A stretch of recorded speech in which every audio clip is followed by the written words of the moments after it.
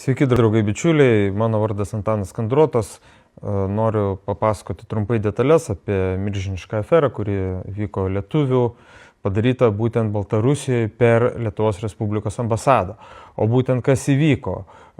Taigi toks VŠI-nas Freedom House, vadovaujamas Vyčio Jurkonio, kurį pastoviai kviečia į nacionalinį transliuotoją, tai jis ten kokias mintis išsako, dar kažką, paguglinkite tą vardą pavardę, kas yra toks, pamatysite, kas per centras, kokius gauna pinigus ir taip toliau, ir taip toliau.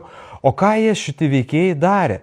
O jiegi pasirodo už pinigus padėdavo gauti vizas. Būtent baltarusam, kurie nori važiuoti į Europą ar nori važiuoti į Lietuvą būtent, buvo sudarytos galimybės sumokėjus tam tikro pinigėlių kiekį, gauti lengviau vizą. Ir tą vizą gaudavo maždaug per keletą dienų. Nors paprastai žmonėms reikėdavo laukti ilgai ir nuobodžiai ir atsitikdavo labai dažnai, kad tų vizų net negaudavo.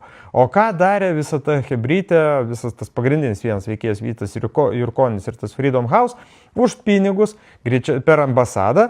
Ir aš turiu pagrįstus įtarimus, kad ambasados darbuotojai irgi su šitą aferą yra susiję, tiesiog pardavinėjo vizas. Bet jie pakišo kiaulę tiem patiem baltarusam. O kokiu būdu jie tą padarė?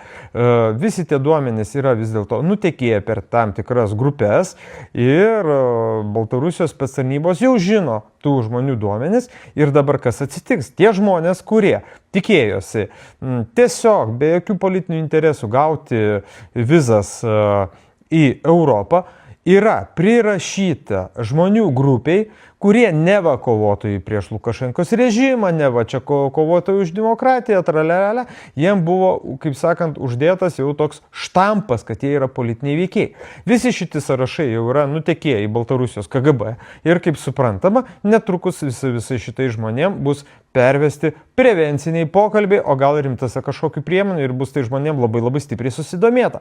Taigi, apie tai Lietuvos spauda nieko nerašo, apie tai per žinias ir žiniasklaidą nieko nerodo, jokie žurnalistai neatlikinėja visiškai jokių tyrimų ir Lietuvoje apie tai tyla. O tai nėra korupcijos mastas? Pasižiūrėkite, o tų žmonių sąrašas yra žinomas, skaičius yra žinomas. Na, tai kodėl nieks nepaklausė pas ambasadorių, Lietuvos ambasadorių Baltarusiai, kas čia po velnių dedasi? Ogi eilinė sukčiavimo schema.